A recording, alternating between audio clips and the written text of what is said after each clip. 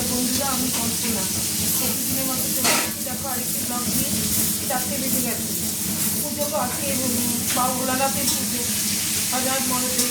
এইবার দেখো হরহর মহাদেব, আজকে দেখো আমি কি রান্না করেছি। পুজো করে উঠেছি 1:30টার পরে, তারপরে চাটা খেয়ে এই যে 2টোর পরে আবার সবজি দাদা এসছে, তারও পরে তারপরে সবজি টবজি নিয়ে দেখো এখানে আমি করেছি গরম গরম ভাত, সাদা ভাত, আর এখানে করেছি উচ্ছে ভাজা আর কাঁকরোল ভাজা। এখানে অনেকদিন ধরে পড়ে আছে, উচ্ছে আর কাঁকরোল ভাজা করেছি।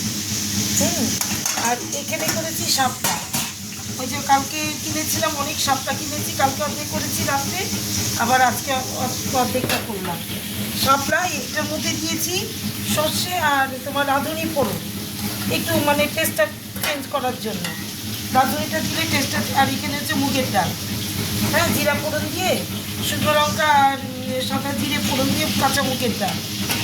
আর দেখো এখানে আমি কী করছি, দেখো আর কি এখানে আসুন, এখানে এই দেখো এখানে করছি আলু পটল আর কুমড়ো দিয়ে আলু পটল কুমড়ো দিয়ে আর হিং ফোড়ন দিয়েছি, সাদা জিরে আর গোটা গরম মশলা, আর কিচ্ছু না। আর আদা জিরে কাঁচা লঙ্কা দিয়ে করবো এই তরকারিটা। এবার কত দেরি হয়ে গেল তুমি জানো না। আর একা হাতে কাটা বাটা রান্না করা, এই তো করা খুব অসম্ভব। এই দেখো, এই যে আমার তরকারি কালারটা দেখো না, একটু কালারটা দেখো, ফাইন এসছে কালারটা, অথচ কোনো শুকনো লঙ্কার গুঁড়ো না, কিচ্ছু না, সেম কাঁচা লঙ্কা। হ্যাঁ, আর কুমড়োটা দিয়েছি বলেই বা কালারটা বোধহয় এরকম এসছে। তাহলে আর কি, শুভ দুপুর। আমাকে একটু তোমরা কিন্তু ঠিক মতো আমাকে লাইকও করছো না, কমেন্টও জানাচ্ছ না, কি হবে কে জানে, কি আদৌ কিছু হচ্ছে কি না, তোমাদের ভালো লাগছে কি না সেটাও জানতে পারছি না।